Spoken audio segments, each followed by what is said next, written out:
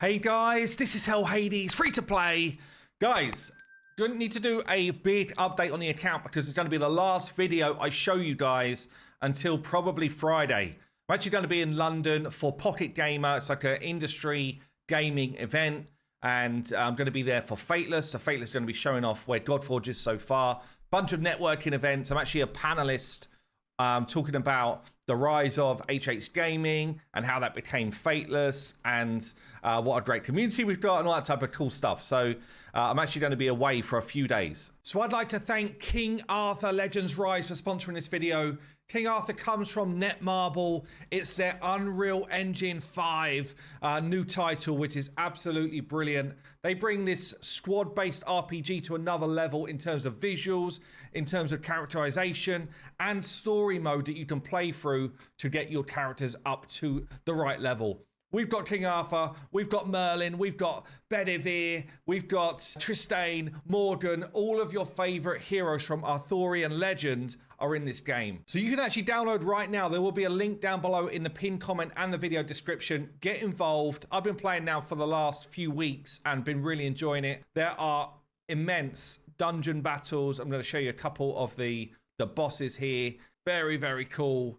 Like, honestly, for me, probably the best visual quality that we've seen from the genre so far in terms of animations, in terms of abilities, in terms of bosses. Netmarble have really punched it like to a new stage here for me. So very, very cool to see. There's also really cool like in-game challenges or strategy. So things like it being night or day make an effect. Things like the weather actually have an effect on the battle and how strong your heroes are going to be. So you need to make sure you bring the right heroes at the right time to get the job done. It does bring everything you want in terms of gearing, in terms of complexity and depth to builds, and it looks freaking sweet. So yeah, Unreal Engine 5 powering this bad boy. And you can see here with just the boss intros, how sweet they've made some of this visual.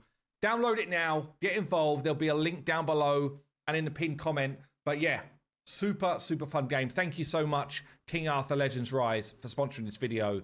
Let's get back to it. Does mean that I'm going to be playing my free-to-play on my phone, and I won't be updating anything like in terms of with you guys or on the optimizer. In fact, I need to turn the optimizer on so that it's recording my data for the free-to-play challenge. But yeah, I've done a ton over the last couple of days. So we're now on day 9 of the challenge.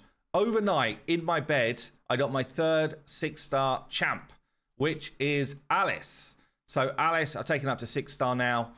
Now, just want to drop you a quick tip. When I had all of the food ready for Alice to be a 6-star, she was actually still level 47. And I was about to go and farm her up in campaign, get the last of it done. And I was like, whoa, hold on a second. I don't need to be in campaign right now.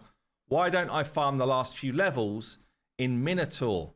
So I took the 2 people that have already got max masteries in with Alice as well, and then we went and farmed the last few levels before I could 6-star her in Minotaur, which meant that I've now got a few of the masteries done. It's not tons, but I'm starting to get like masteries that make a difference to my runs done here. And it's not for free, but it was using energy more wisely. Then as soon as I 6-starred her, which was my previous mission, was to get 3 6-stars. I then looked at what the next mission was, and it's Dragon. And I was like, well, I think I can just get some level farming done for her in Dragon. So put this team together. We've got a couple of supports in Udo and Tagore. Basically, I'm going to stop doing this because it's dangerous. But basically, I've got Udo doing the drop defense ability all the way through, and obviously healing. We've got Aethel with the nukes as much as we can.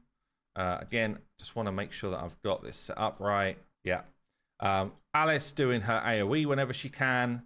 And then on the boss, turning it off because we don't have an ability to... There's no turn meter we can drop, and we can't put the boss's skills on cooldown.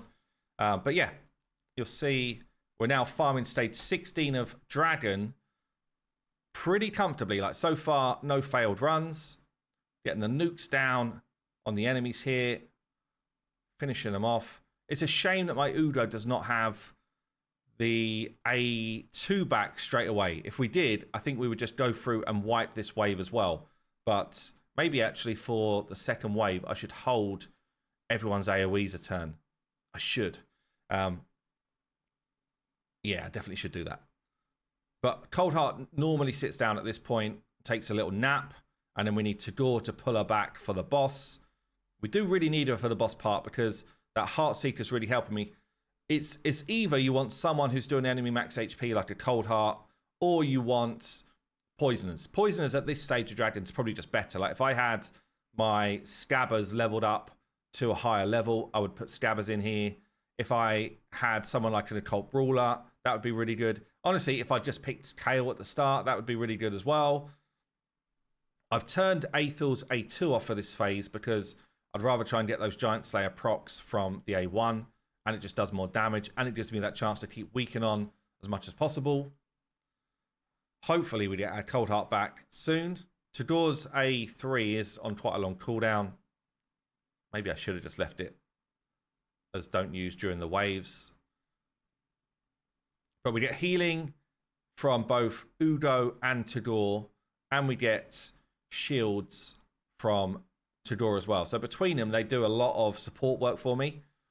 For those waves, one of the ways that we can try and I just deal with the second wave if I didn't have these two supports is I could have brought in someone who does like crowd control. Anyone who does like a decent level of stunnage or provokes or freezes, anything like that, which stop that second wave coming at me, would equally be strong. But you can see here, Heartseeker did a decent chunk of damage when she actually got it off. And we're going to end up killing the dragon in about 2.5 minutes, which for this stage, I mean, it doesn't really matter how long it takes me, honestly, because I just don't have tons of energy. I've got barely any energy. So the higher level efficiency is more important to me than how long it takes at this point. But yeah, really pleased with this. Being able to farm stage 16 already, consistently, in a good time. And you can see the spread of damage. Aethel's doing more damage on the boss, mainly because of the Giant Slayer procs. But Alice will be catching up real quick once she starts getting some more levels.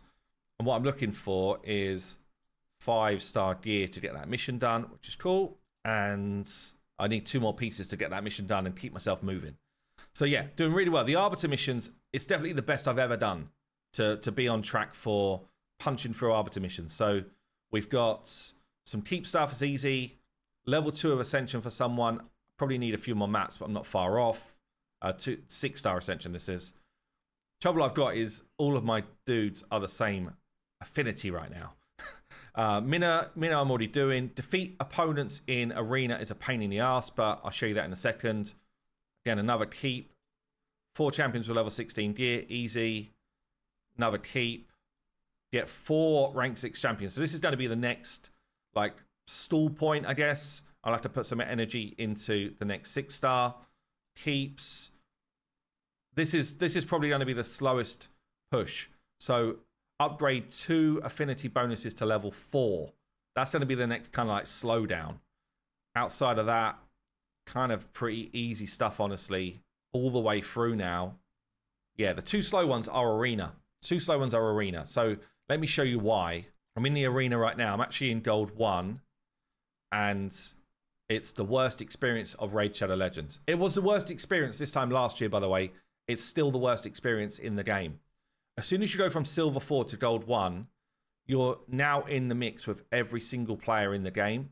And I'm just over a week playing this game.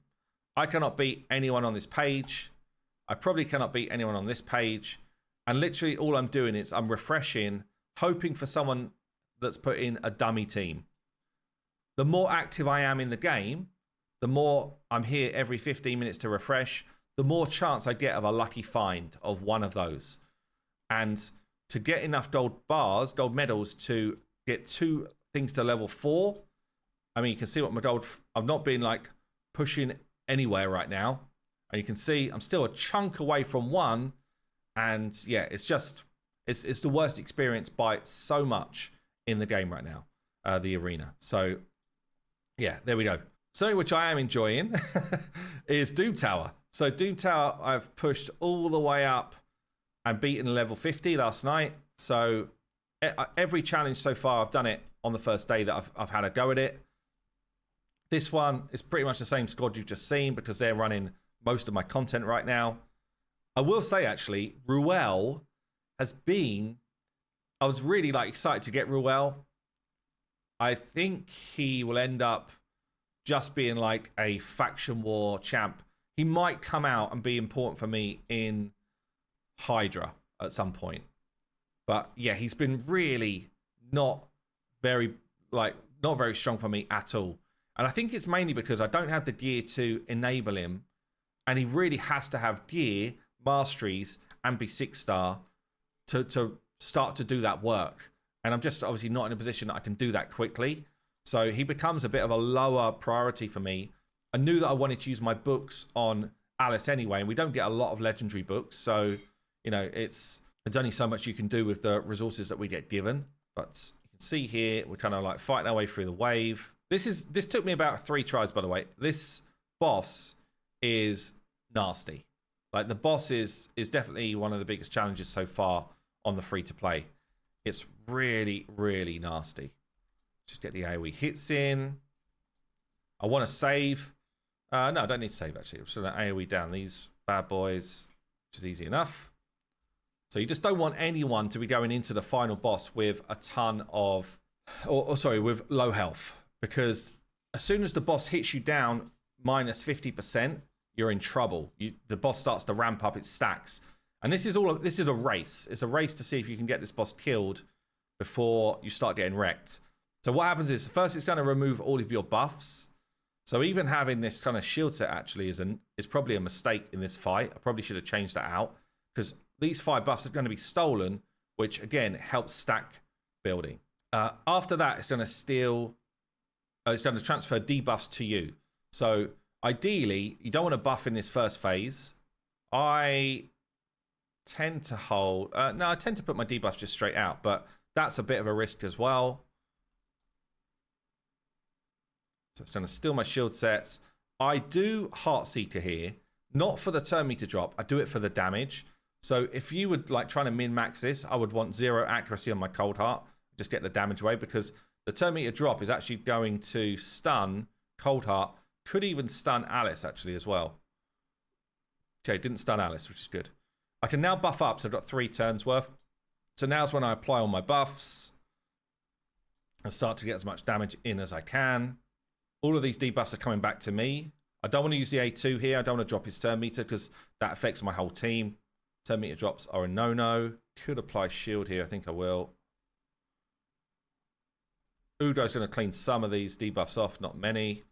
And now I've got 1 turn where I'm kind of free to just do what I want before I need to consider not doing buffs again. Cold Heart's basically one and done here. She's not going to be any more help for me now in this whole fight. Keep the debuffs up for now. Try and get some damage away. As I say, it's a race. It looks like I'm doing really well, but this is still very risky. As soon as you start killing stuff, you see how quickly these stacks go up.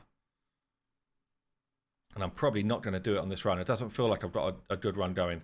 Buffs have been stolen, so now we can buff up. And I'm really hopeful for as many Giant Slayer procs as possible. That's kind of it. You just want to get as many as you can. So buff stealing is happening next. Which means I don't want to do the A2. And it's actually it's a very clever boss, honestly. Raid have made a really cool boss here. So do some cleansing. Even here, the fact that I've just gone over half health on my Aethel means that she's now she was in danger there of being at risk when this next hit comes. So is this guy. Anyone who's close to half health, you'd rather they were just under half health, honestly. Don't want to put any debuffs out now. Can do buffs, so. And it's 12 stacks at this point. It's close as to whether this is going to be possible. She's gone. A revive right now is completely useless to me. I absolutely wouldn't use it if I had it, because anyone that gets picked up is just going to be dropped again. And I think maybe I'm going to do it. It's going to be close. Do I want to heal? What's this one again? It's going to steal debuffs. I think I'm going to heal early. Oh, it's close. Close, but I don't think I've got it.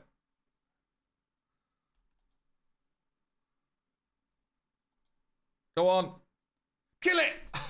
And that's pretty much like every run I had. I failed maybe 3 times before I eventually did it last night when I was just doing it in my bed. But yeah, that's as close as it gets every time. Like it's a really tough fight until you've got a bit more going on with your team. But it's kind of very manual. But I would say this is a really, really great gear set, the Griffin set. If you can get yourself some Guardian gear, it's really, really good for early game clan boss. But ideally, you want kind of like 5-star stuff. So I've kind of been saving my rarity ranking bits for this right now. Trying to get some pieces with speed on it. 4-star is okay.